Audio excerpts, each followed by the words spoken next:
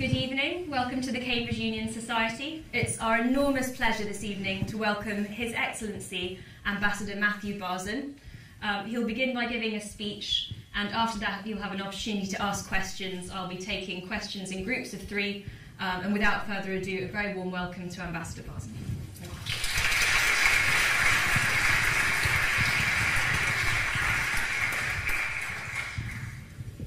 Thank you, Joanna, your president, everybody. Thank you all for coming out here on this beautiful night in Cambridge. This is pretty good. Can you guys hear me okay? Okay. So this is kind of cool for someone in America to be here in this wonderful historic place. And I'm sure Americans come. You've seen a bunch before, you'll see many after, and I'm sure they all tell you about the amazing connections between this Cambridge and the United States, or this Cambridge and the Cambridge in Massachusetts. So I'm not going to do that whole thing. Except I did want to share one quick story because it's important to me, and quite literally I would not be here today or here on this planet if it weren't for this Cambridge. Because back in 1630, my great times 10 grandfather went to Trinity College, Cambridge, then became a lawyer and had a good life, and about my age he decided to leave behind his comfortable life in Suffolk and lead 700 men, women, and children across the Atlantic to build a new life in a new world, in a new city that he named Boston. How many of you have been to Boston, Massachusetts? Anyone? Okay, great. So he gets to Boston. It's a tough first winter. Half the 700 die. It's bad, but they get through the first couple winters. It's okay now.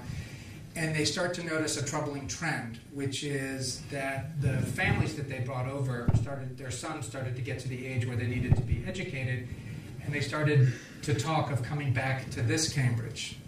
And that was very troubling, right? They couldn't have a brain drain. They had so few people that the fact, if they sent their sons back here, they might come, might meet some nice lady and never come home again. So they founded a new college, which they very cleverly named New College, in a town that was new. It was upriver from Boston, and they gave it the clever name of Newtown. But then later, a nice graduate of Emmanuel College, Cambridge, gave them a bunch of money. His name was John Harvard, so they changed the name from New College to Harvard, and they changed the name of Newtown to Cambridge. And so here I am, many years later. And it's great to be with you. But I didn't want to talk genealogy. I wanted to talk about the special relationship between the United States and the United Kingdom. And I wanted to call your attention to this slide. But don't panic. This is my only slide. I am going to live up to the maxim that power has a tendency to corrupt, and PowerPoint corrupts absolutely. So this is it. But what I'm hoping to do by way to spark what I hope will become a discussion, these 4 images, we've got 2 great world leaders, cast in bronze, sitting on a park bench on Bond Street in London. And I'll tell you what those 2 leaders have to do with 2 flags in the Antarctic, how that ties together with a sketch comedy series that's recently launched in the United States but came here in Britain, and how that, finishing off with a Hugh Grant movie, what those 4 images might tell us about the special relationship and might spark a discussion among all of us tonight about the answer to the question, can the world count on America and Britain, and can America and Britain count on each other? Spoiler alert, I think the answer to both questions is yes. So, image number 1. I don't think I need to tell you who these 2 chaps are, right? We've got FDR and Churchill sitting there. And what I love about this statue, which isn't too far from our embassy in London, is that, of course, it recognizes these 2 great leaders. It was Winston Churchill who coined the phrase special relationship back in 1946. These 2 men who stood up together, rallied their countries and others to defeat the greatest threat to human freedom the world has ever known. So there are these towering figures of history. And in fact, there are many towering statues of them as you walk around London or Washington. But here they are sitting down. And you can imagine them talking as friends. So I love the body language in that image. Two old friends who've been through a lot of stuff together. And I think that's an image I reflect on, because basically this special relationship is about trust, it's about friendship, and we'll talk about those themes tonight. But I think there's a problem with this statue. And the problem is twofold: that they are happy and that they are cast in bronze.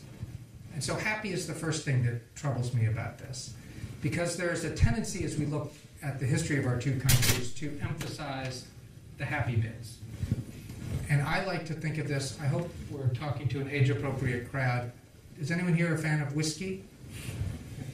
Okay, so a brief detour about whiskey. Now, this is a debating society. I'm not going to get into the relative merits of American whiskey and Scotch whiskey or Irish whiskey. I'm staying out of that. I want to talk about whiskey as opposed to vodka. Now, with all due respect to our vodka-drinking friends, our two countries don't have much of a vodka tradition. Now, the main difference between vodka and whiskey is as follows. You both do the first step, which is you ferment things and you bubble things up. That's step one. Step two is you distill things down. Now, if you stop at step two, you get vodka. And if you go to the third step, does anyone know what the third step of making whiskey is called? Some people say aging. I ask this question a lot. Aging, time, which are part of it, but it's actually called maturation. So it's time in the barrel, time going in and out of the wood. And it is that time in the barrel that gives the whiskey its color and its character and its complexity. And I talk about whiskey and think about whiskey because we tell too often sort of a vodka version of our history. And the vodka version of our history between our two countries goes something like this. Back in 1630, when my great-grandson grandfather came over, we were all one family. We got along great. And then in 1776, we had a big fight. And then, how do I put this diplomatically? In 1812, you burnt our White House down. And then we became best friends again, and we fought and won wars together happily ever after. That's the vodka version. And it's sort of true to a point, but it's not the full truth, and it's not the whole truth. And the real truth of our two countries, and I just point us back to these two gentlemen again, anyone who has studied this history, there was a lot of disagreement, a lot of tension between those two. And so as I think about the whiskey version of our history, it is embracing the fact that our history is actually as much about disagreement as it is about agreement, about gratitude and resentment, about competition and cooperation. It is all those things, and that's the in and out that gives our relationship its color, character, and complexity. So we don't want to be too happy about all this and think that everything's going to be smooth, and we also don't want to cast it in bronze. It can be intimidating and make it feel like it's some relic from the past. This is alive. And that's what I mean to show here by this second photograph here. These are two flags. This is Antarctica, and this is today with U.S. scientists from the National Science Foundation, with British scientists from the British Antarctic Survey, which is based right here in Cambridge, working together to measure the extent of the ice melt in Antarctica. And I think this is a great symbol. These aren't just world leaders who are famous or even government leaders right now engaged in the relationships. These are scientists and scholars up there doing the hard work of figuring out global sea levels and what is the ramification of global ice melt and what it'll do to sea levels.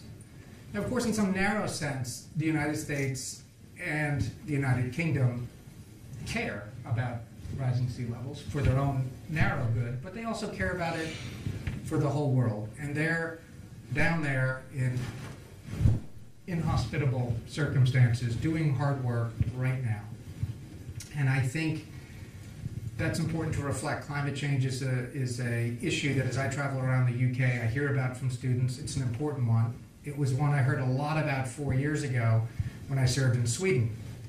Back then, if those of you who followed it, there was the COP15 summit in Copenhagen, where there was a lot of excitement, a lot of almost maybe too much expectations about what a group of smart climate negotiators and world leaders could get done in one negotiating session. The fact is, a lot of good things did come from it, but as I traveled around Sweden, I'd be asked from students and others as I traveled around, why hadn't the US done more? And why didn't we sign the Kyoto Protocol? And why? And lots of negative reflections about the United States. And I stood respectfully and I listened. But I did want to remind the group that it was American scientists who discovered climate change, who decided to define it and to measure it. And so the debate we're having, and in fact this week, 4 years later, we're having that debate in Warsaw, where smart, hardworking negotiators from the UK and the United States are engaging in COP19, talking about these important issues.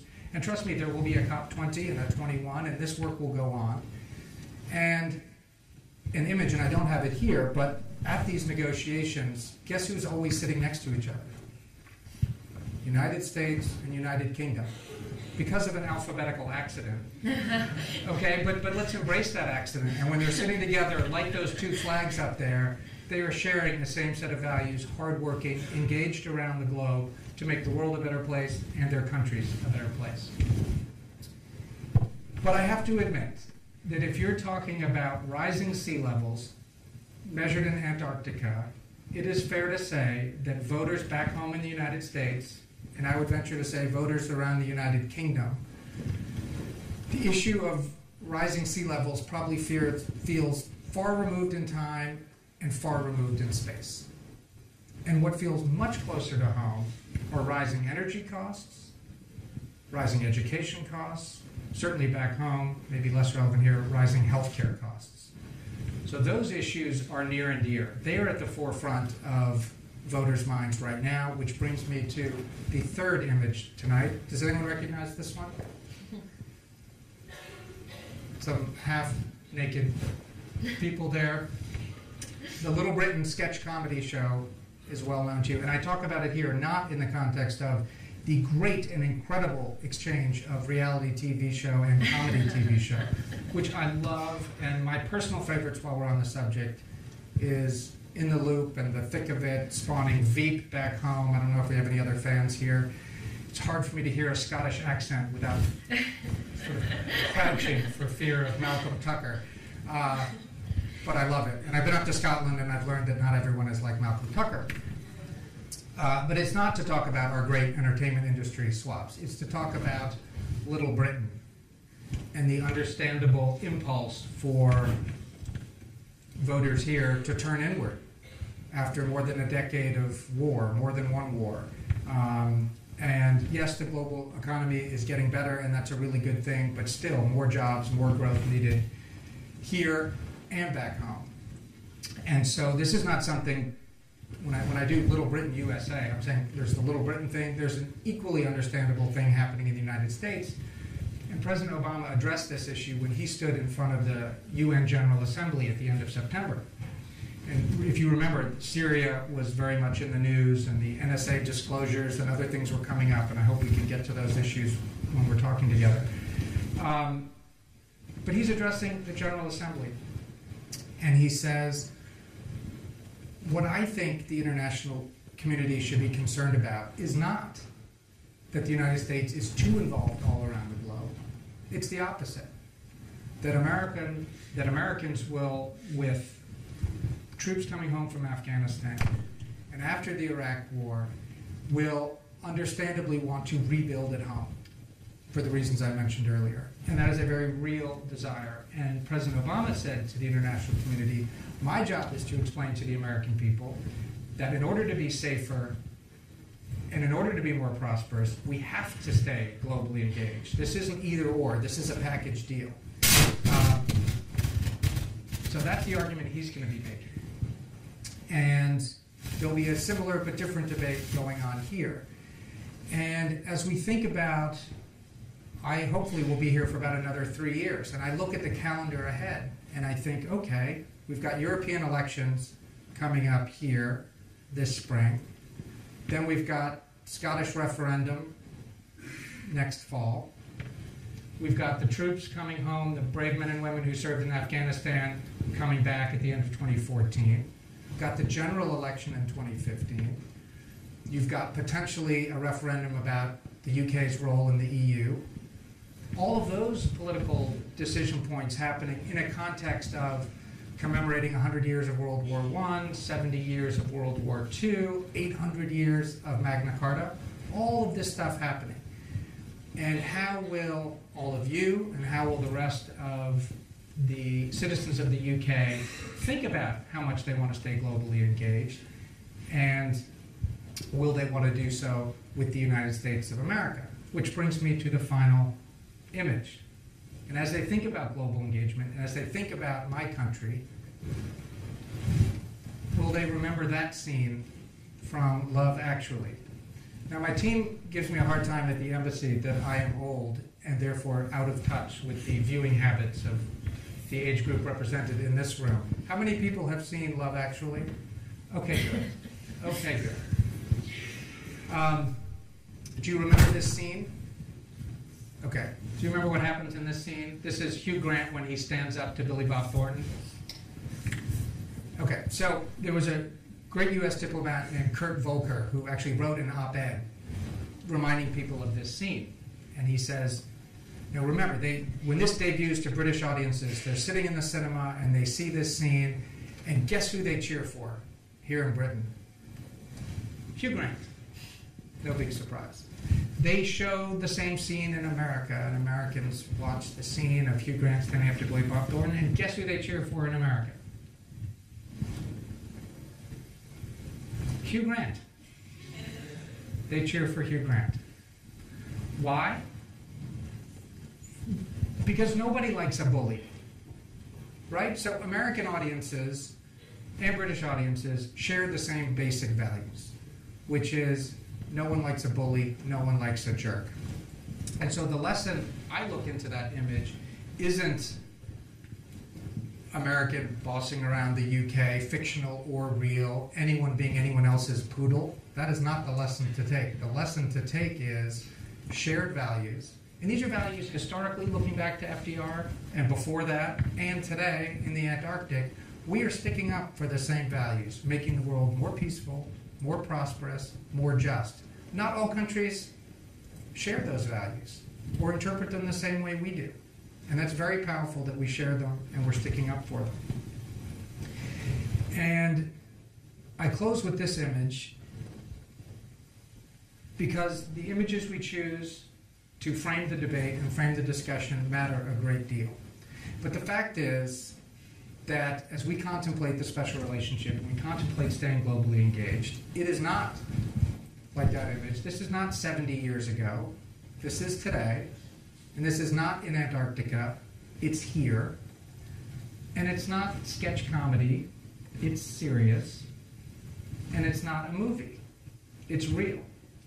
And as much as I've enjoyed talking during this portion of tonight, it is not about a diplomat deciding or even debating. It is about all of you and the decisions you're going to make in the next few months, in the next few years, in your careers, whether they're in politics or science or any of the range of things that you all are studying here.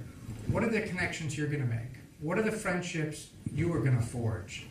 And it is in those friendships, like FDR and Churchill sitting on the bench, that will determine the future of this special relationship. So I'd like to, at this point, throw it open to you, not only to hear your questions, but also, if you would, to share your fears, your hopes, and your plans. Thank you.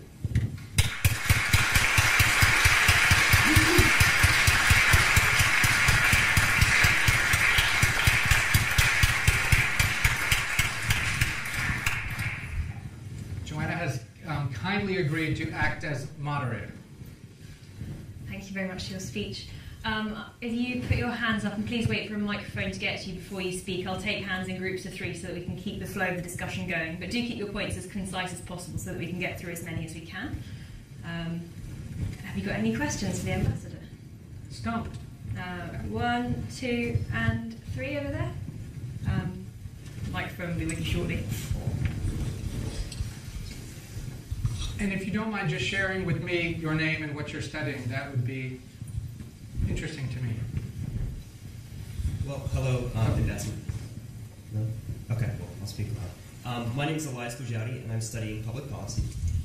My question for you is kind of twofold. First of all, I want to thank you for coming. This is awesome.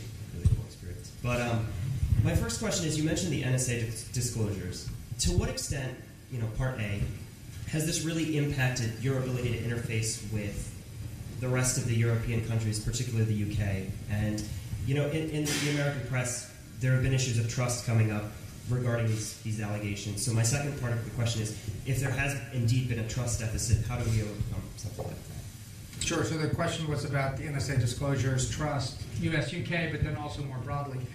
I think it's important on the US-UK point to really emphasize how long we've been doing this together and how strong, vibrant, and relevant this intelligence cooperation. And it goes back to those guys, right? Code breaking in World War II, but it extends all the way up through the Cold War, and then right to today on counterterrorism, counterproliferation, important current issues. So deep cooperation, deep trust. I think more broadly, you've certainly heard President Obama talk about this. He takes it very seriously with our friends in Europe, and you've read about this in the paper. So he's engaging with it publicly. He's talked about it a lot. He's also talking about it in diplomatic channels, and he's listening. Not in the... I said that the other day. I was like, he's listening. I don't mean it like that. I mean, he's listening, engaging, hearing,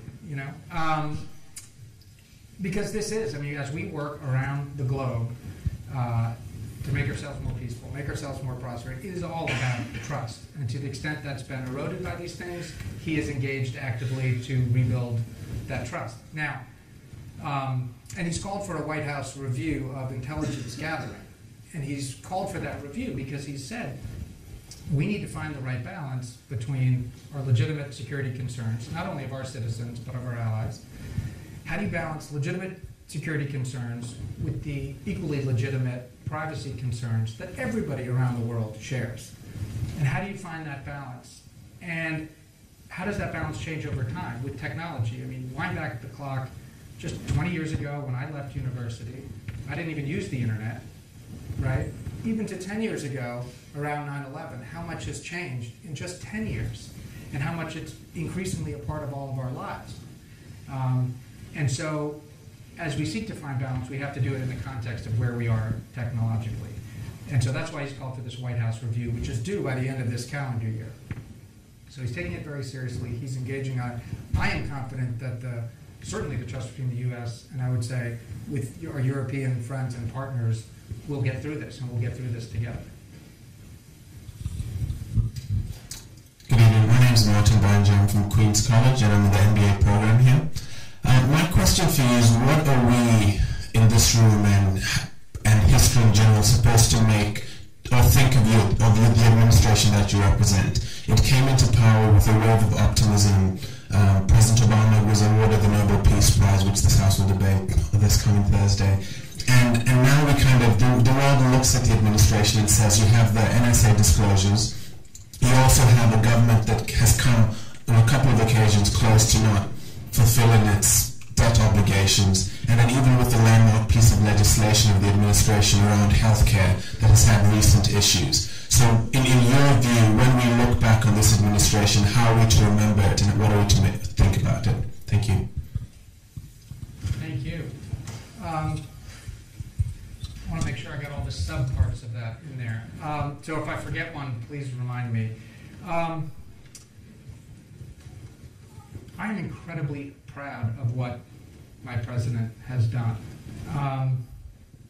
And he did, if you go back, and I've been working for him for a long time, he did what he said he would do. And that's made some people uncomfortable. But so I want to add to your list of other things that certainly when I served in Sweden and a little bit now, I would get, so let's talk about his first inaugural speech. He says, look, if you're willing to unclench your fist, I'm willing to open my arm, right? So open my hands. And that was basically saying to the Iran regime, hey, we have not spoken since 1979. I am willing to engage. Now, I don't want to jinx anything. It's early days in this thing. But you've seen over the last few weeks more seriousness and more substance than we've seen in a long time. And we've seen conciliatory words on both sides lead to a diplomatic opening. We'll see whether that diplomatic opening leads to real actions that can be verifiable and all those important steps. But that took a lot of work, and that took a conscious effort on the part of the president to pursue that path. He also said that we're going to wind down the war in Iraq and focus more on Afghanistan. That's what he said. Now, you may disagree, you may think that's a mistake, but he said we have unfinished business to do. And he said, and was made fun of at the time, I will, if need be, without the approval of another state, go find Osama bin Laden where he is and get him all by ourselves. Plenty of smart people like, that's crazy. How can you think that in the first place? How could you possibly say it out loud? He's like, I'll think it, I'll say it out loud, and I will do it. And he did. Again, you may agree, you may disagree. And by the way, at that UN General Assembly speech, he said he would do it again. When he accepted the Nobel Peace Prize, he said that he does it fully aware of the fact that he's actively engaged in 2 wars, and accepting a peace prize. And he talked about the legacy, and I think, are you about to hear from Reverend Jackson coming up? He talked about Dr. King and the powerful effect that Dr. King has, and just him standing as president is a testament to what Dr. King and his movement accomplished. But he said, as much as I respect the nonviolent movement of Dr. King, of Gandhi, some things cannot be stopped by nonviolence. And he invoked Hitler's armies in World War II. Now, again, you can agree, you can disagree, but he thinks there's a role for military force in the world. So that's on his international agenda. I know I'm forgetting some that you mentioned. Healthcare, look, he said he was going to go do it. He did it. It was brutal. It was fought out in the legislature, and he won. It was fought out in the Supreme Court, and it won. A presidential election was fought out with it as a major domestic issue, and he won. In our system, which is designed to be confrontational and slow, and it is both, we did that. So it did, legislative, judicial, executive, done. But then what we saw in the government shutdown, that is not normal. Our system is not designed to do that sort of thing. That was not our finest hour, to borrow a phrase from Churchill. It wasn't. And the president said so. And he used very clear language. You always worry as a diplomat what you're allowed to say and how far you can go. And I was feeling so passionate about how this was not, we're so much better than that as a country, and I know that. And to have that face shown to the world was concerning. But here's how the president put it, so I knew I was on safe ground. The twin crises of shutdown plus the debt brinksmanship, they were 2 separate things but related in time. He said it encourages our enemies, it emboldens our competitors, and it depresses our friends. I think that's a fair assessment and a powerful assessment. And surrounded by friends here in the UK, I certainly heard from our depressed friends here. Now, the good news is it's behind us, and it was at the 11th hour, but look, Republicans and Democrats did come together. They did get something done, and I hope that that is the last you will see of that part of it. That's not how our system works. We're much better than that, and I think we're in a good, strong place now. Thank you. Yes. Hello, my name is Piers Jewell and I'm a medic in my first year at FITS. I wanted to ask you, how do you think the US would feel about having the UK as a sort of foremost ally if we were to withdraw from the EU? Brace yourselves for a well-rehearsed talking point. Delivered with grace. I'm serious about the well-rehearsed. I'm not so sure about the grace. What the UK decides to do with and within Europe is entirely up to the people of the UK. Full stop. Pause. That said, when asked, we actually do, and in all seriousness, we do care greatly, and we value a strong outward-facing EU with a strong UK voice in it. That's in our national interest. We see eye to eye with the UK. We talked about it earlier. We share the same values. We look at the world's risks and opportunities in the same way, have the same idea of what it's like. And this is true of Europe generally, how to make the world more peaceful, more prosperous, more just. So when the EU and the US are focused on that together, good things can happen, and we can prevent bad things from happening as best we can. And with the strong UK voice in the EU, it's better for us. But back to point number one, it is entirely up to the people of the UK.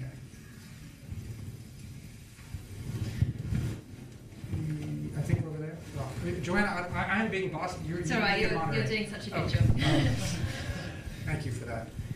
It's Arthur. I'm reading IR, International Relations. My question is on the special relationship.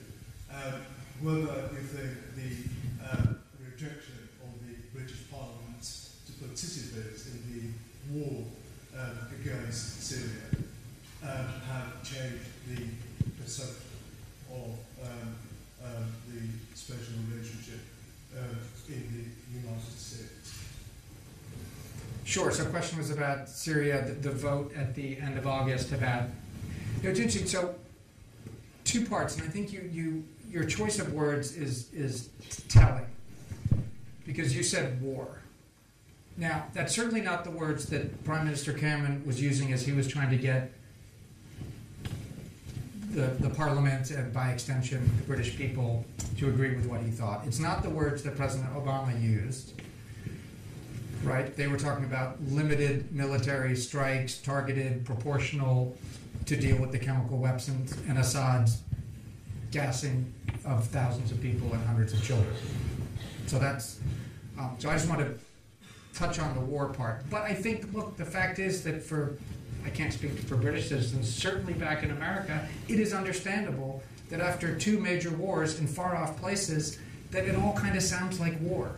You can say it's limited, you can say everything else, but it just feels to the American public, it's like, oh, not again. Which is an understandable point, but the job of the president, in our case, was to go make that argument. Now, I was 6 days on the job when that happened.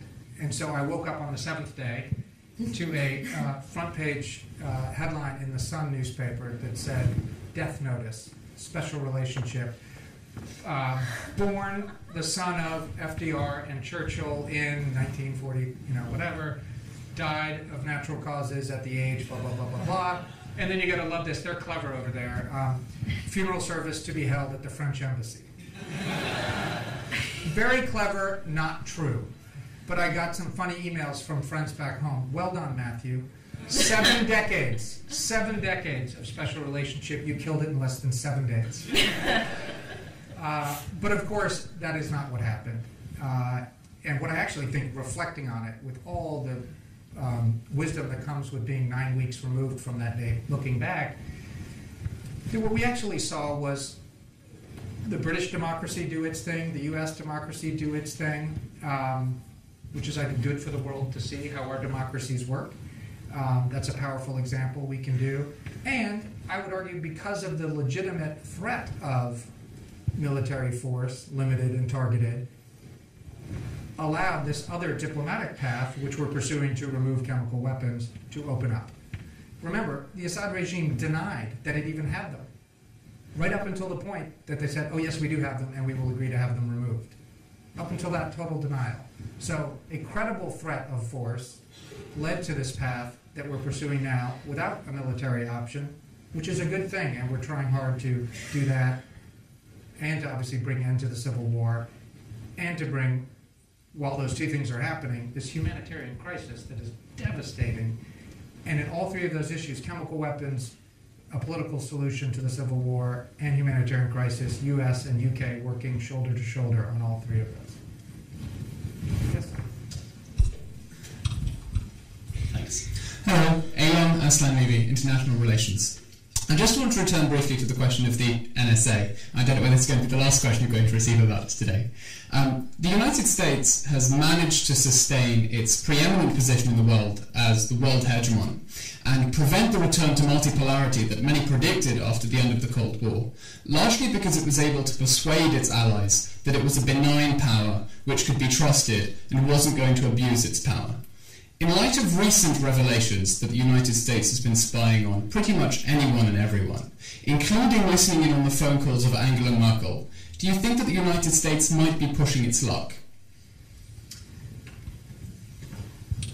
I thoroughly appreciate the question and thoroughly disagree with almost all of the premises and assertions in it, and so let me unpack them.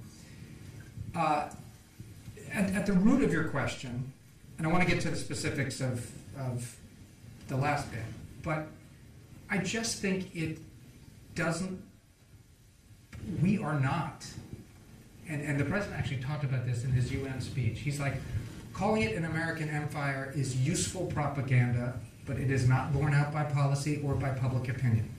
And I will tell you, as an American who lives right in the middle of America in Louisville, Kentucky, that is not what Americans think about their place in the world, bossing everybody around, back to this point. That's not what we're all about. That's not what gives us meaning or pride. We're very proud of our military. We're proud of our intelligence services. We're proud of lots of things, our television. But that is not what we're about. And that's not what we do. And I think it's important for all of us. And he went on, by the way, in that statement to say it may make use for useful propaganda, but just know that when you say these things, when you attribute hegemony and these other words you used to us, we actually notice. And we've got a lot of building to do back home, as I mentioned. And when we hear that, it accumulates and it has a practical impact in our ability to want to go help people in the Philippines, want to go measure global sea level rises in Antarctica, and a host of other things around the globe, including protecting the worldwide supply of energy that lots of people count on, that the gray-hulled ships of the U.S. Navy protect every single day. So imagine that, God forbid it happens, but that you have a natural disaster like what the people in the Philippines are suffering through, and you see a gray-hulled ship. Both the Brits and the Americans are sending ships there. But you imagine a gray-hulled ship come over the horizon with help. And you don't know what kind of, is this real help? Is this some other ulterior motives? And what flag you see flying from that gray hull? I think seeing an American flag, and I think certainly if Americans saw a British flag, we would feel good. I think if you guys saw an American flag, you would feel good, because you'd have this basic level of trust, and you will see from how we've conducted ourselves in the world that we are a force for good in the world. We are far from perfect. The president will be the first to admit that. But that's what we're up to. We really are trying to make the world more peaceful, more prosperous, more just. Now, on the more specific point, and the president has said this, he wants a vigorous debate back home. He's engaging with our friends, and he's saying, look, are we doing some things just because we can? We've got a lot of clever people who've been working hard on this for decades. Just because we can do something doesn't mean we should. And when we're looking at what we do, what are the benefits we get out of doing a certain type of intelligence gathering? So the rewards of it versus the risks. And it sounds like from listening to all his, that he's open to try to find the right balance. He's open to a thorough review, which he's called for. Uh-oh, I need your help. Sorry. Well over there. We have for a while, but I'd just like to ask you about the special relationship with regard to my area of the United Kingdom, being Northern Ireland. But obviously, America has a history with Ireland, and ever since President Clinton in the 1990s and the GA conference, and in recent months, we've seen that a renewed interest in Northern Ireland. I'd like to ask, again, with an American diplomat coming over to Northern Ireland to try and involve himself in peace and reconciliation, what do you see as America's role for my area of the United Kingdom when it comes to, for example, business, investment, a continued American presence which has fallen to the wayside in recent years and has come back into presence now, and then expanding on from that, where you see America's presence in the world in general when it comes to, for example, in Syria and other nations, when it comes to establishing peace and reconciliation? Yes, on the first part first, it is a topic, and I'm just curious from your question, when in your estimation did things dip in terms of engagement? I suppose in the mid-2000s it sort of died down a little bit, and it's only recently with the G8 summit that, and obviously Obama and his roots in Moneymore from Southern Ireland, that again there's been an interest. And did you watch his speech with the students in Belfast? I did indeed, yes. Yeah, It was very inspiring. So he really, the president takes it very seriously and gave that speech. And it's easy in these places, you know, for these world leaders to come, for that was a G8 conference. And so in Diplo speak, it wasn't a bilateral thing, meaning you could just go in, do your conference business, fly home. And he's a busy man. But he took time out of his impossibly packed schedule to go have that speech in a different location, right? He went to Belfast to meet with young people in Belfast to have this conversation where he talked about the issues you're talking about and America's historic ties to that part of the world and our continued engagement to make sure that these the recurring bits of violence that have sprouted up over the marching season are dealt with. We have an American in an unofficial capacity, but Richard Haass was brought in to chair the all-party talks. Now, he's not a State Department person, but he's a very wise, smart American. He's engaging. Vice President Biden and Jake Sullivan on his team are deeply engaged. Because it is, to your point you made, when you think about Syria and you think about other places around the world, to show the hard work, the daily work. There's no quick fixes in this stuff. Again, back to my earlier point about the vodka version of history versus the whiskey version. I mean, look at our own history. We have a special relationship. We're best friends, and we burned each other's houses down, right? So we used to hate each other, and then we figured out how to be best friends, and that took a long time. And so we remain very engaged, and I think you'll see that in the months and years to come. Okay. Oh, so now I have to figure. Okay, yes, ma'am. My name is Devin. I'm part of Churchill College. To kind of bring it back to a discussion, thank you very much for saying everything you've had. I feel I've lived in both Singapore and now I live here, and especially my time in Singapore and a fair amount of time here, I find myself having to defend America, and I'm responsible for everything that America does. And hearing how, I'm sorry, I don't remember your name, but how he phrased this question, I take to how you said it, and I think very internally of why am I investing my resources to help out other people when I spend my time in other countries, all I do is get attacked for that, when I know that back home we need things as well. So what's your advice to Americans living abroad? Why should we help other people if we just get slandered for helping other people? Well, first of all, thank you for serving as an ambassador. No, seriously. I mean, this is this is a zany idea I have, but it occurred to me I want to share it with this group. We're building a brand new embassy across the river, across the Thames in London. And if you walk in, how many people here have been to the U.S. Embassy in London? Anyone? Okay, so you walk in, and there are these big, intimidating, gilt-framed, but I don't. Camera just filled with many more of them. Pictures of.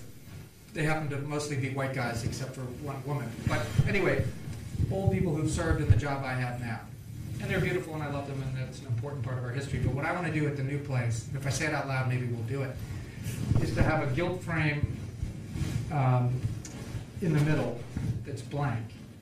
And it just has the faces of exchange student, Fulbright, all the people going back and forth, because they, I think, are these ambassadors every single day, to the point you make, for this special relationship. Now, my real advice is made somewhat more awkward, and we laughed about it earlier, because I actually sat down with President Obama in the Oval Office right before I went to serve in Sweden.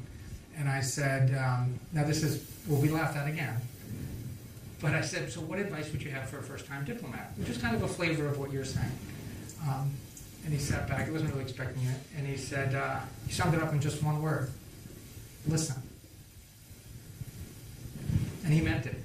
And now, as I say it, it's sort of like, oh, awkward in the NSA stuff. Do you think I'm meaning that kind of listen? Right? I don't. He didn't mean that kind of listen, and it's not the kind of listen I mean. Just the act of being there in Singapore, in here, and actively hearing the criticism. And this is why we're in a debating hall.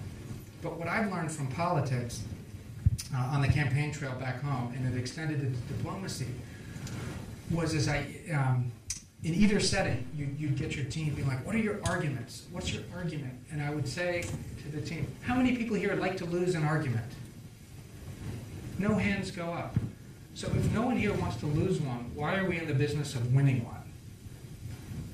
Right? So in a campaign setting, people don't want to be, and with respect to debating all the important kind of arguing that happens here, but in the context you're talking about, this is much more about listening.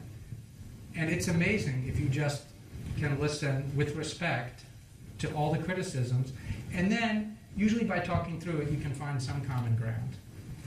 And I don't think you need to be in the position, and I don't certainly feel, of we are deeply imperfect.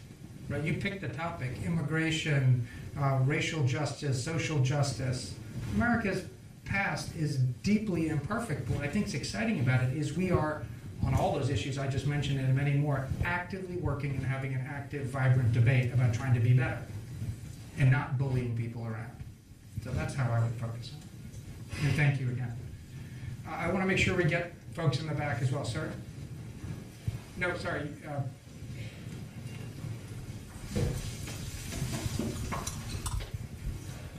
Amate Doku, Jesus College. I'm studying human, social and political sciences.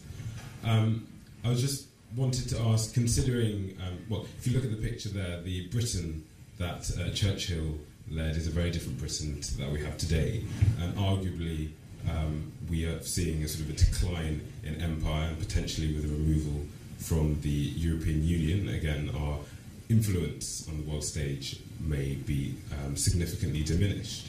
And I was just wondering, at what point does this alliance with Britain, do you think there's a possibility that it could become more of a liability than actually something which is beneficial for the USA, considering a decline in the resources that Britain may have at its disposal? Sure. Did everyone get that? Sort of. So, I think UK remains an incredible global power. Let's just think here for a second. Permanent seat on the UN Security Council, active leader within NATO, G8, G20, EU, and then add to that the Commonwealth. I mean, if you just step back and look at the globe and think of that continued engagement all around the world, doing interesting things with us in many places all around the world. It's that's how I look at it. What an incredible global power, and the fact that we're kind of best friends. That's wonderful. That's a good thing. Now, what choice? I'm sort of back to you. What choice? Back to the Little Britain stuff. Do the people of the UK want to continue doing that? That's, I think, an interesting question for you all to figure out. We certainly hope so. I certainly hope so.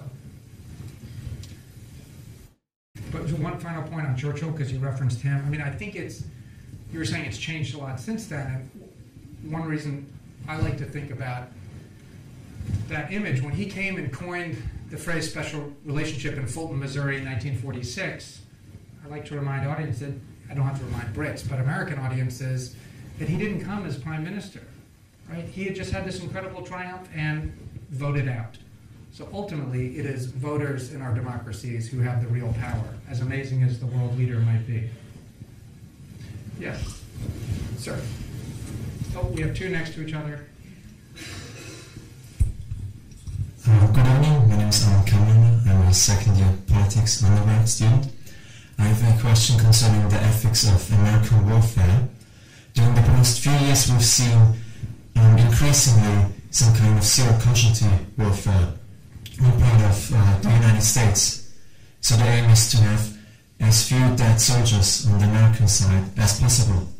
Yet in the same time, they shifted towards the use of drones, killing a lot of people in Afghanistan and particularly in Pakistan. How can you justify that you sacrifice considerably more lives than in those other countries, especially in those developing countries, than in your part? Do you think that an American soldier is more worth than a small child in Pakistan? No, what I would answer in the question about the drones is that President Obama significantly changed our drone policy. And he did it in 3 ways that I want to talk about. Now, he didn't say no more drones ever. Some people would like him to say that. He doesn't think that's in our interest as a country to do that, because with the threats that still exist, remember the alternatives. You could do large-scale bombing. You could invade.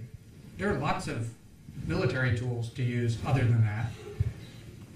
Or you could ignore it and do nothing, which some people would prefer. He thinks that's not a wise thing to do. But as it relates to drones, he's made significant changes to our policy to address the, not all probably, but some of the concerns you have.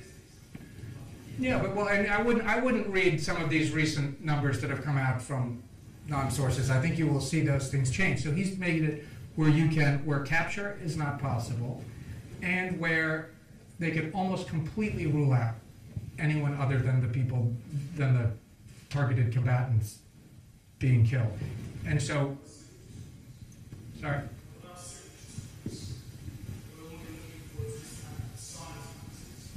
No, this is very, and I would encourage you to read what his policy is, because he came out, he studied it, he thought about it, and like President Obama always does, it is practical. It usually makes people on either extreme very angry. And I see this every day at the U.S. Embassy, where we get picketed during the Syria thing. To the right-hand side of our building, out my window, hands off Syria. On the left side of the building, hands on Syria. Seriously, I mean, just like, stay away always, get in there tomorrow. And that is the nature. And hey, look, as a major world power, that's part of what it is to be in a leadership position. We get that. But I think it's important on the drone thing, and the importance of the language is specific, and I don't have it right here, but he did a review, and he came out with a new finding, limiting when we use it, under what circumstances, tightening it. Again, not eliminating it, because he thinks he still needs it as a tool to protect the American people. You may disagree with that vehemently, but his job number 1 is to protect the American people, and he's doing that, and he thinks drones used in a responsible way have a role, along with many others. And you've seen in the case of Syria, you're seeing it elsewhere, you're seeing it in diplomatic efforts with Iran, that his preferred path, and again, he gets given a hard time by people on the other end, saying, why does he limit anything we could do? And he understands, back to this point, that perceptions really matter, that just because we can do something doesn't mean we should do something. That's why he's limited his drone policy. Is what? No, it is true.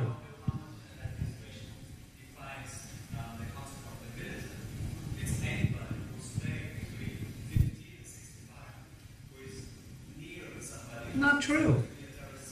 Can you allow Absolutely someone not else true. to ask a question next? I think there are lots of other people that would like to have a say. Thoroughly reject that. That is not how his drone policy is being implemented at all. The gentleman next to you? No, sorry. Yeah.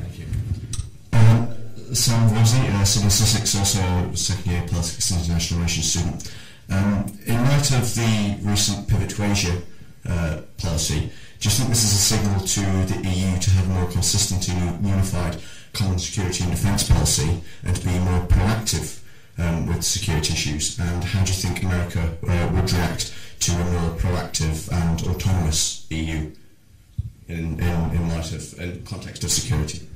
I almost hesitate, it's a great question, and I hesitate to play back the phrase you used, because it is such a memorable one, and it is probably one that certainly if I could do it all over again, I wouldn't use, because it's so powerful. It's about pivoting. Because it doesn't describe what President Obama's policy is towards Europe. And it makes it seem like an either-or, that somehow he's picking Asia over Europe, which is certainly how the press has picked up on it. which is not true at all. It's both and. So in President Obama's foreign policy, and Secretary Kerry's with him. By the way, Secretary Kerry's been here to the UK 3 times since I got here, 6 times since he took office last February. So Europe is the first place we turn as we try to figure out how to make the world more prosperous. We're working on a big trade deal. We're half the world's GDP between Europe and the United States, a third of all global trade. Making the world more peaceful, whether it's piracy off the Horn of Africa, Afghanistan, you name it, and more just. Standing up for human rights, rule of law, things like this around the world. That again, not all countries believe in those things. We do.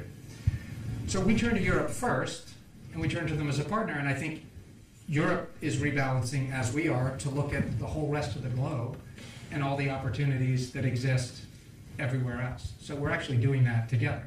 Europe is investing in, thinking about Asia, so are we. We're actually doing it together. So that's how I think about it. Yes, ma'am, in the back. Hi. It's easy to see throughout history the influence of American power upon Britain, perhaps to the extent of being a poodle, as was once quoted. But with a view to the future, what do you see as Britain's role influencing America? It's huge. So, question about in the future. I mean, sort of in answer to this gentleman's question here, our hope, and I don't want to, our hope is that the UK will remain the globally engaged leader that it is today. For the reasons I don't want to repeat myself too much, because that's really important. We need help, and we need to do things together. And the world isn't some big chess game like it was during the Cold War, right? We've got lots of interesting and emerging powers, and the world's complicated, and lots of opportunities and lots of risks, and we generally respond in a like manner with the Brits on how to take advantage of those opportunities and mitigate the risks. So our hope is that that the UK will remain globally engaged. Ultimately, it's up to all of you who are British to figure that out. Yes, sir, right there.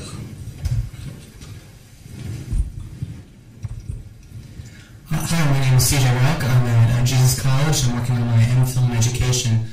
I'm curious because the United States has a lot of weird idiosyncrasies. We have a system where a senator from Texas can on the floor of the Senate and try to bring our government to a grinding halt. We have an interesting culture of guns. We have an entirely different outlook on national health care and education, the cost of higher education, for example, than the Brits do. So a question about that by the British, how do you defend it, and how do you explain it? And on a related note, a question that I've debated contestedly with some of my friends, when you're addressed as the Honourable Ambassador, do you prefer to spell honourable with or without a U? My BlackBerry thinks I'm British, so it's forever sending, favorite and all those things back to my American friends, which is how to lose friends in America, is to move here for 9 weeks and seem like you're picking up British affectations. They're not affectations if you're British, but if you're American, they certainly are. So I have to retrain my BlackBerry. I know it's only a click away. But yeah, look, certainly for 2 years serving in Sweden, I got a lot of that on healthcare, on guns. It's different answers to each. On the guns one, and I think with this crowd it's important to talk about, it's so different from the laws here. And I think what is hard for maybe British people, certainly hard for Swedish people to understand, is a big part of our national reality and myth, and those are not mutually exclusive things. The stories we tell ourselves as Americans are about, sorry to bring up a testy subject, 1776. Right, it's a little town I grew up in, which is where the Revolutionary War started, with a bullet hole in my house from it. Right, so this is every April 19th, we go celebrate that, and we dress up, not as fancy military, because we didn't have a fancy military, we dress up as sort of farmers with fifes and drums and muskets. And so it's just a core part of the national psyche that when we stood up to what we perceived as a bully back then, it was regular farmers grabbing their gun and forming militias. and therefore it is enshrined in our Second Amendment. I don't think that will ever change. I actually personally don't think it should ever change. But that's my personal belief. Now, can we, like lots of things in our Constitution and our Bill of Rights, come up with sensible common sense as time changes and life changes, tweak things and regulate things like free speech and freedom of the press? Yes, we have limits on those things. We already have limits on handguns, who can get them and who can't. So it's very, as you know, contentious political debate back home, so I don't want to get sucked into that one. So that's our national myth. I mean, it was interesting to see in the opening ceremonies at the Olympics. How many of you watched the London Olympics opening ceremonies? Okay. So it was interesting for an American to see that NHS had a role in the opening ceremony. That is a cultural difference. I mean, there is a pride right after Churchill left office and the redefining the sort of welfare state here, and the pride that seems to be a bipartisan, across political spectrum pride here, from my observations thus far. Pride in the NHS is wonderful. It's real to you. It's different back home. I mean, I don't think we would ever put health care or any sort of government program like that in our opening ceremonies. Do you think? I mean, so it's just really different. I don't know what more to add to it beyond that, except to say that the president thinks it is not okay for a country as rich as ours to have men and women one bad doctor's visit away from personal bankruptcy. That is just no way to live. It is a moral issue for the president. That's why he fought so hard and continues to fight on the so-called Obamacare. Yes, sir.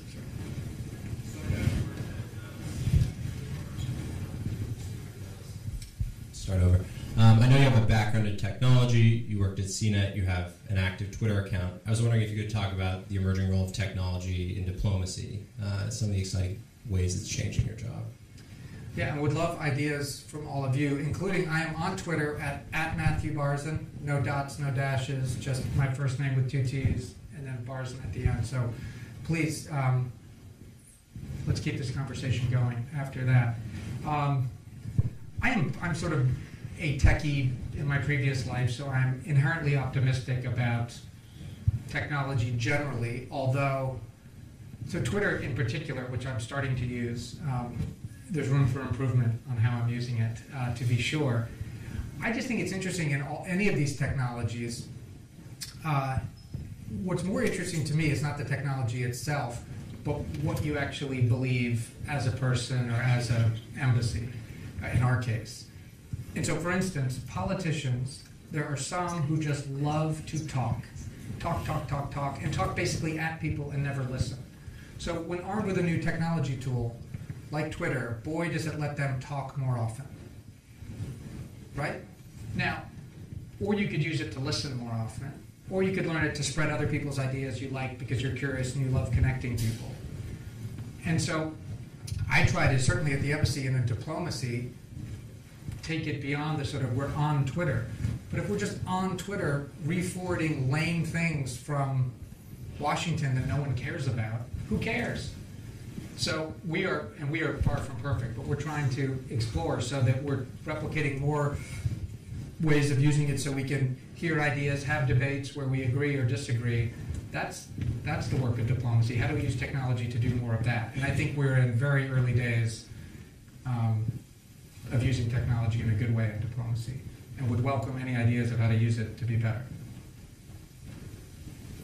Yes, sir, in the back. Oh, sorry, I'm going to come to you. I don't mean to ignore this side of the room.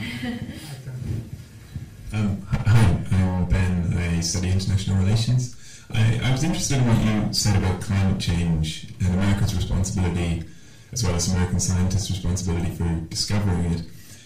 And to sort of draw an analogy, if I'm living in a house that I share with lots of other people, and I discover that it's flooding, and my response is to run around and turn on all the taps, I wouldn't say they'd be very happy with me, especially if there weren't many other people who could reach the taps. So at what point do these excuses have to sort of pass away, and where does American responsibility come in beyond the role of scientific discovery in combating climate change? Thank you for that one. I don't know whether the role of tap turner honors was the U.S. or some big emerging economies who are turning on the taps in much bigger ways. In your analogy, I mean, I think we are, and what the president has laid out in his climate action plan is bold. It's taking real steps. Again, it's not making everyone on either side all that happy, which probably means he's doing something that's good and in the service of common sense. So, I mean, he's done a lot of things. I mean, he's done more, putting higher, and it's not very sexy, but it's real. You know, right when he got into office, he did $80 billion in clean tech investment, battery technology, on that stuff, and weatherizing homes and sort of basic important things like that. And then he went and set fuel efficiency standards for cars, which is a huge chunk if you look at the pie charts of what we can do to reduce our carbon footprint. That's a huge one. So he's taken it seriously from the beginning all the way through. And I'm proud of what he's done and trying to do. It's not perfect. It's been hard. I mean, he tried to get a big climate bill passed. It didn't get through our legislature. In our system, unlike in a parliamentary system, he can't just make it happen. And he ran into a pretty solid block of resistance there. But he's turned to other paths to try to do it. So, yes, Matt.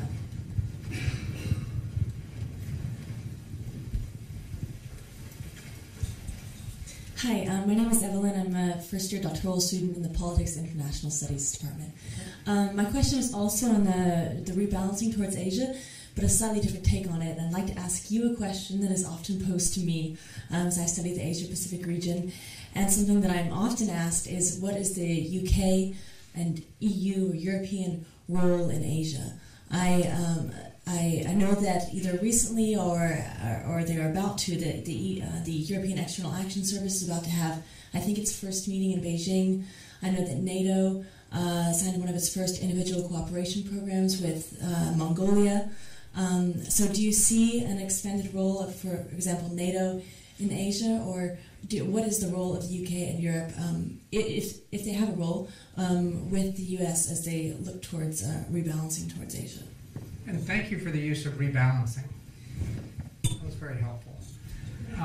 From your question, I feel confident in saying that you know more about that issue than I do. I did not know about the Mongolia deal in all. So it really isn't, you know, my emphasis is really US, UK, US, Europe.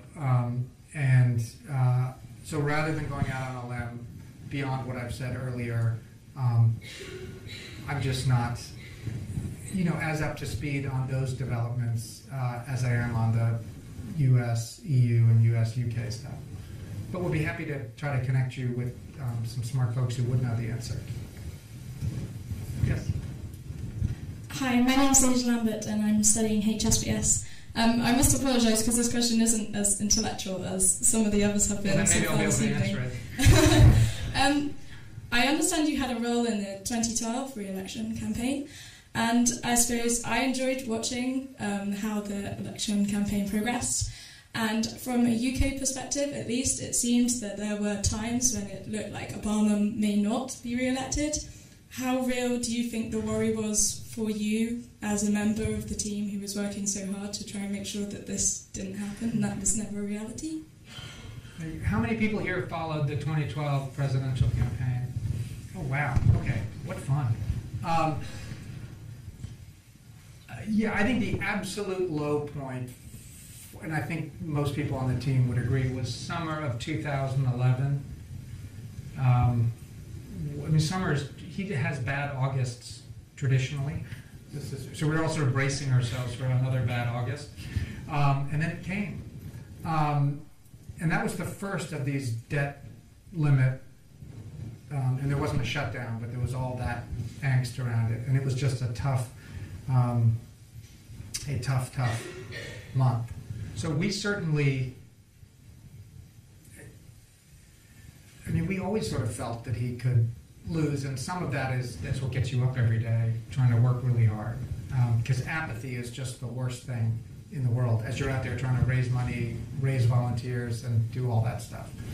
So it felt, it ended up not being quite as close in the end as we all sort of had told our folks that it would be. But yeah, it was tough. I should end on some more positive thing like that. And we won. Yeah, that was really good. And it was worth it. Yeah. Yes, sir.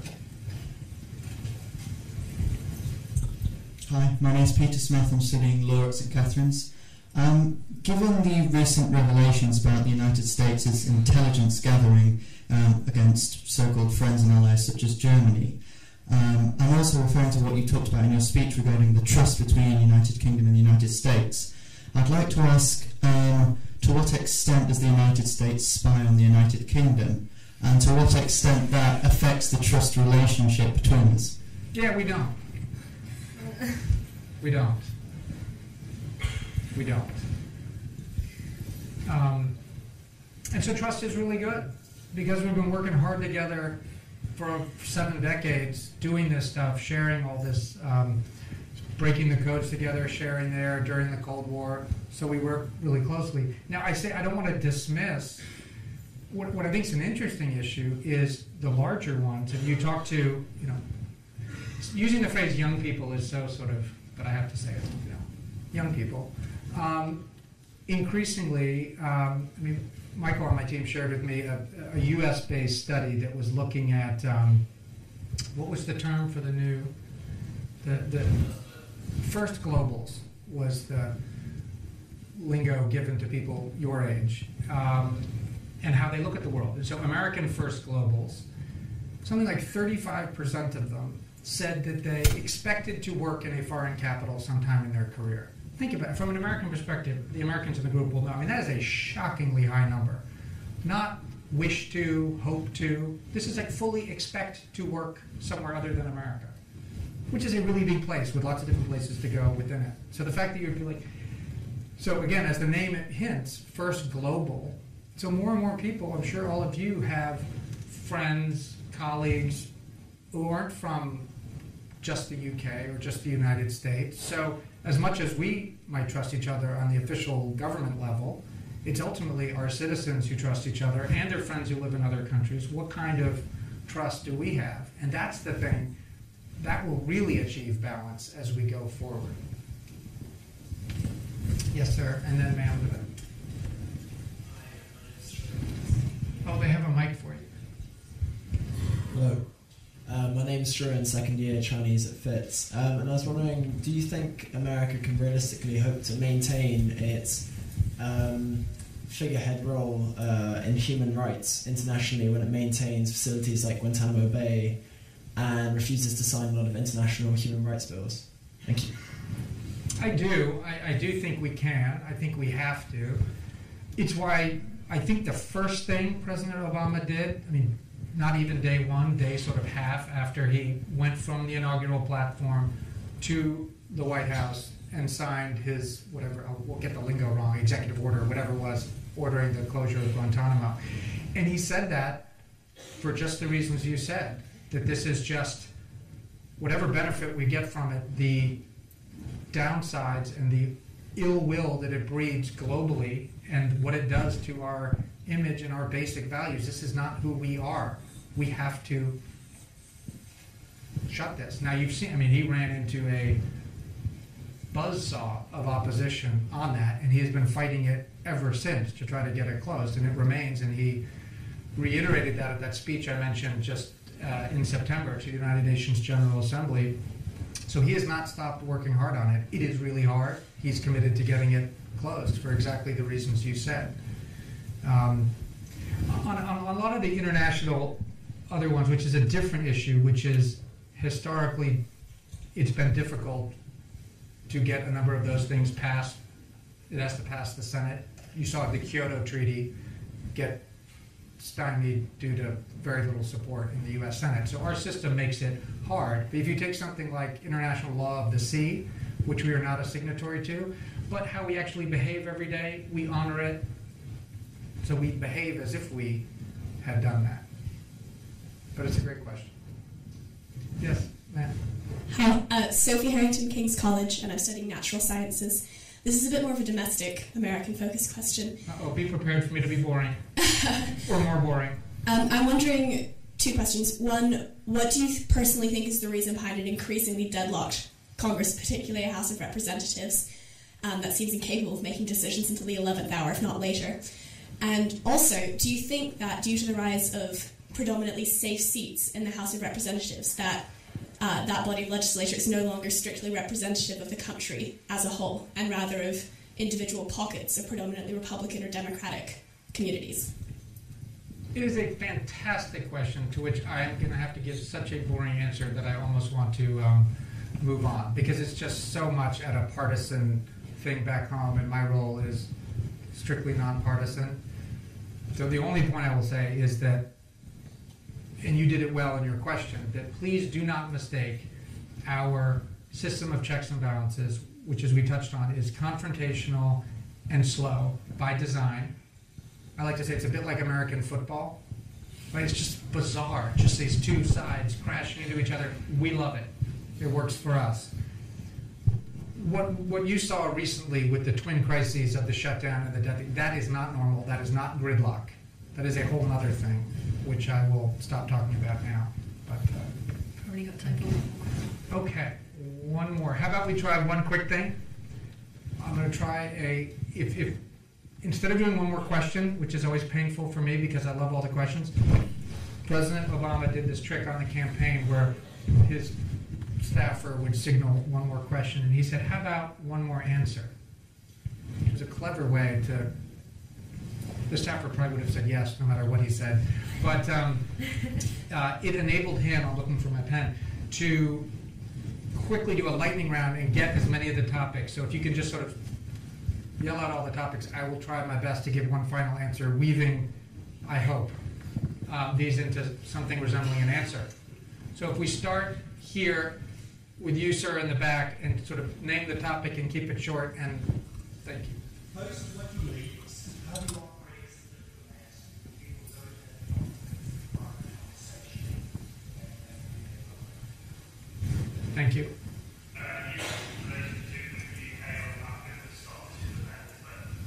Great.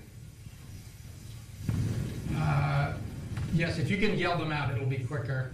Come up with a system amongst yourselves.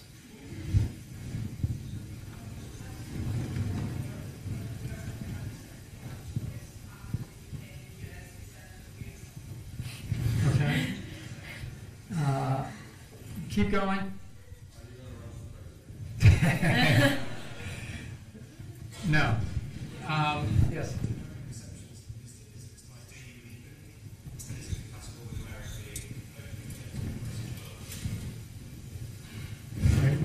Yep.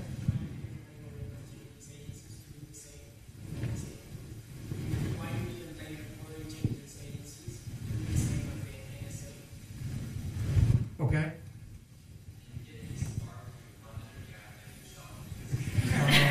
I got a good one on it. Oh, okay. Now we're getting into the good stuff. All right, other ones? Yeah.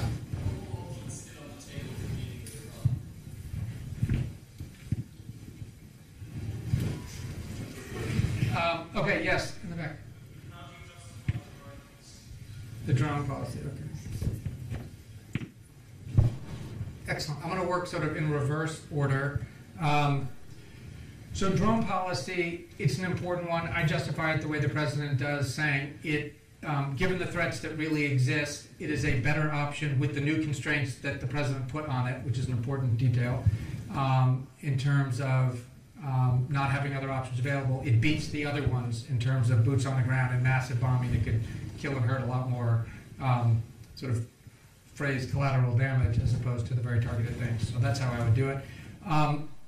On Iran, all options, the president has said, remain on the table, have for a long time, remain so, but are pursuing this diplomatic path now. Whiskey, I'm not allowed to comment. I'm serious. My wife's family makes the stuff, so I have to be really boring. I can say I like American whiskey. How's that for boring? Barbecue, we make good stuff at the embassy, actually. So NSA, I wasn't sure I quite got...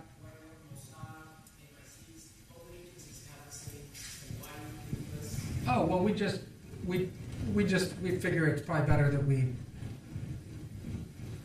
deal with our own situation, and we're not. So we're calling for a review of our policies, which is appropriate for our president to do. What other countries do is different and up to them. Exceptionalism. Yes, I do believe in American exceptionalism. The president came out in that United Nations speech and said, yes, I do think America is exceptional. And it's exceptional for the fact that in our history, and by Cambridge standards, very short history, that if you look back, again, with all the imperfections of how things we've done around the world, as well as how we've treated new arrivals to our country and all sorts of imperfections, we have gotten better in terms of expanding liberty to people within our country. And we have time again sacrificed blood and treasure for things beyond our narrow self-interest.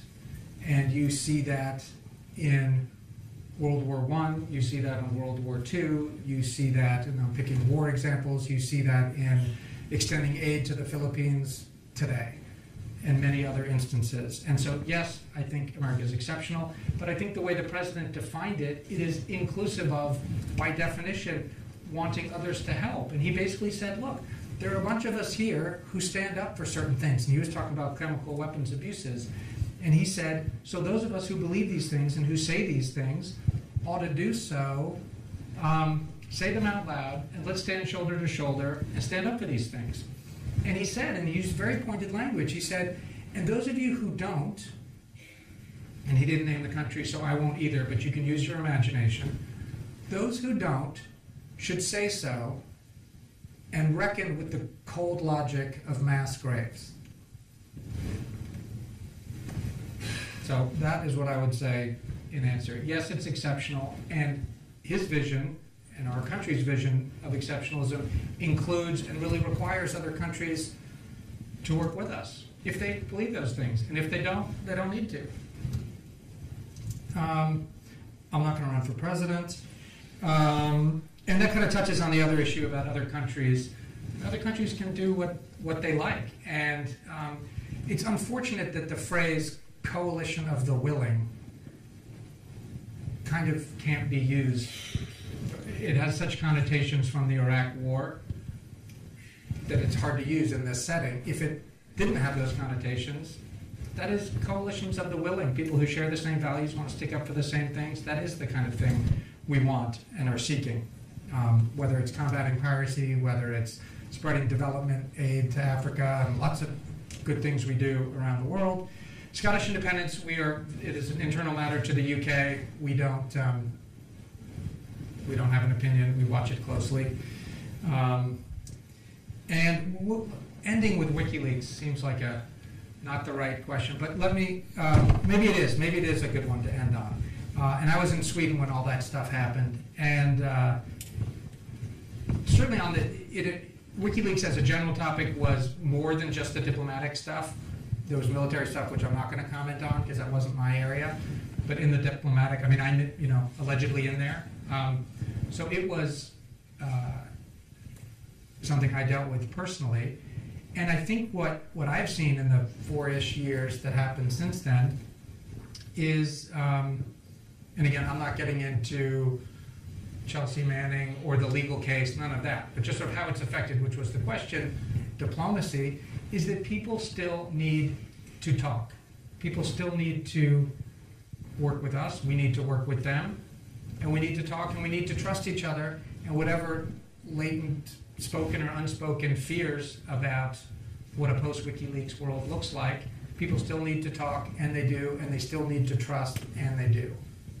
And that's maybe how I should end it, which is thank you for spending your incredibly valuable time with me. Your questions and comments have certainly made me smarter and better prepared for the job ahead, and just a big thank you.